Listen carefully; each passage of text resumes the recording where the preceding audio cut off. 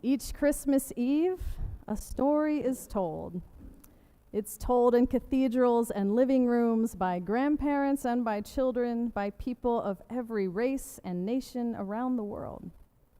A census, a journey to Bethlehem, Mary and Joseph taking refuge with livestock, a newborn baby in a manger, angels and shepherds and good news of great joy for all people, and Mary treasuring it all in her heart.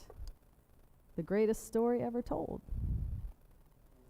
The fancy theological word for what we are celebrating today is the incarnation.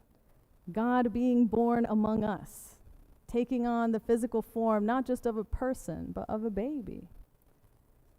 To grow up from infancy to adulthood, to live life and go through all the things that we go through. And then to spend 3 years wandering and teaching. 3 years spent just to tell us all how to love God and how to love each other. Our two holiest days as Christians celebrate the bookends of Christ's life. On Easter, we celebrate Christ's resurrection, a victory over death.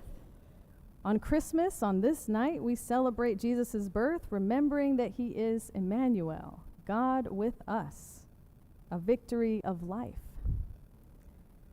On the surface, the Christmas story is a quieter, softer kind of miracle than Easter. Easter has life coming from death. Christmas is just a baby being born to parents who weren't ready. Just a family huddled together in a cave where the animals sleep. And the same is true now. Christmas always has been a time of softer kinds of miracles, quieter miracles. After all, Joseph actually managed to get Mary to Bethlehem in time for her to deliver her baby. That feels miraculous if you have ever wondered if you were going to make it somewhere on time to deliver a baby.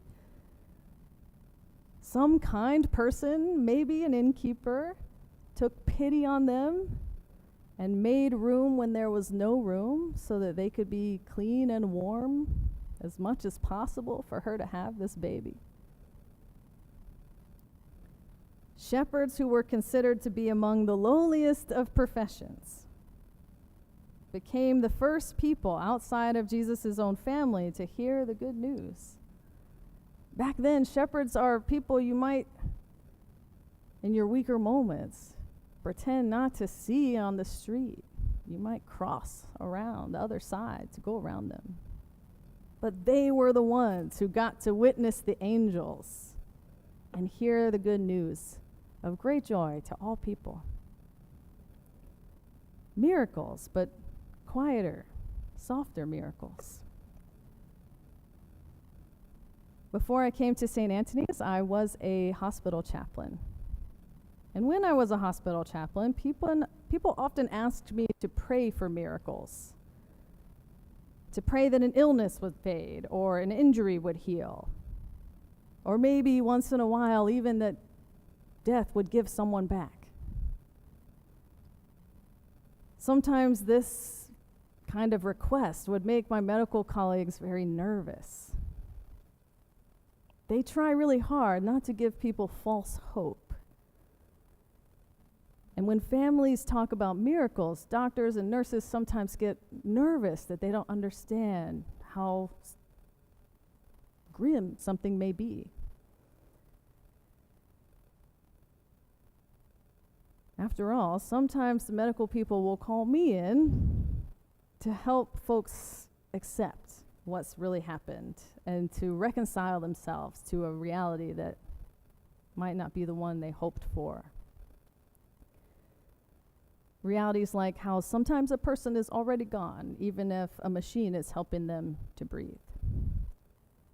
And what I realized is that patients and families prayed for miracles, not because they didn't understand the reality of what was going on, but because they did. They knew that a miracle is what they needed. Once in a while, I did witness these kinds of miracles. Once in a while, somebody survived that no one thought would. Sometimes that last-ditch treatment actually worked. Sometimes a person woke up and days later walked out of the hospital. These were the Easter kinds of miracles, someone going home and getting better even after their family had called me in to say last rites. Big miracles, the loud kind.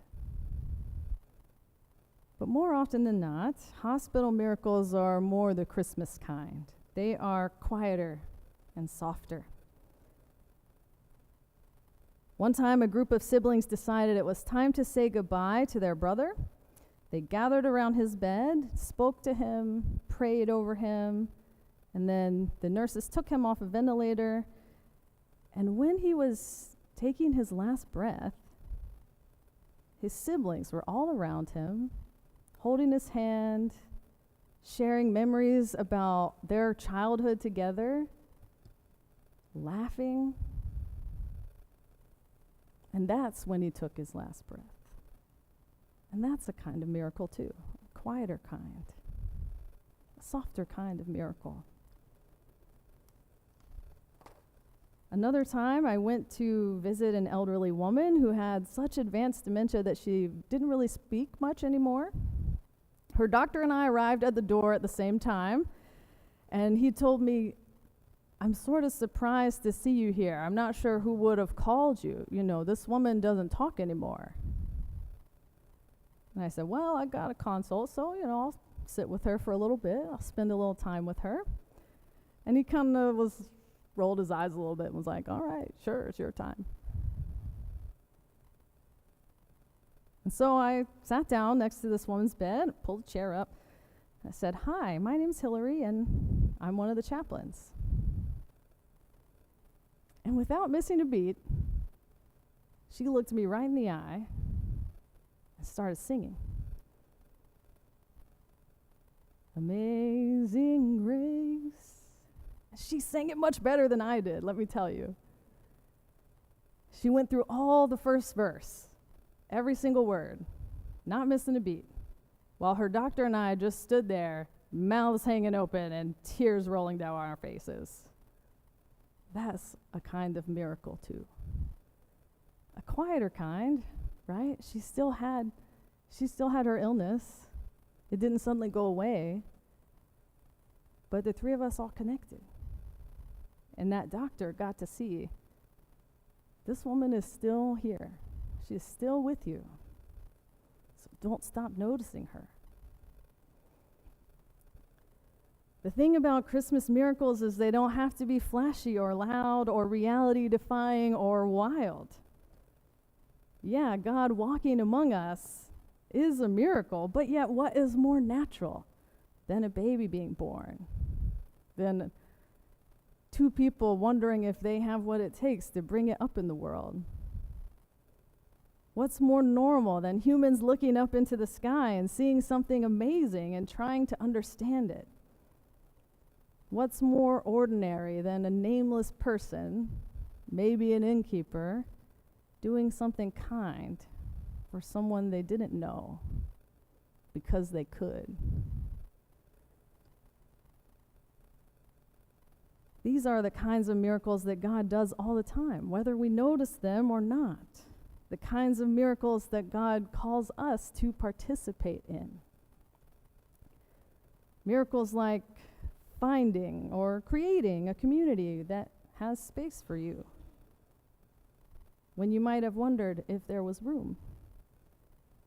Miracles like love for each other being born again each year around the dinner table, even if we don't always agree on things that are really important to us. Miracles like giving food or toys to people who need them more than you do. Miracles like making the most of another opportunity to live and breathe and be in this world. God has given and will continue to give each of us opportunities to be like the innkeeper, to do something kind for someone else just because we can.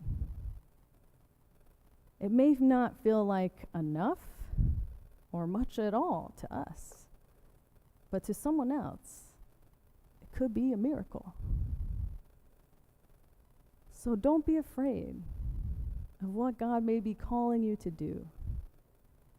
Only you know maybe what that task is that God has given you. The details will be different for each of us in our own lives. But in essentials, the tasks are all the same.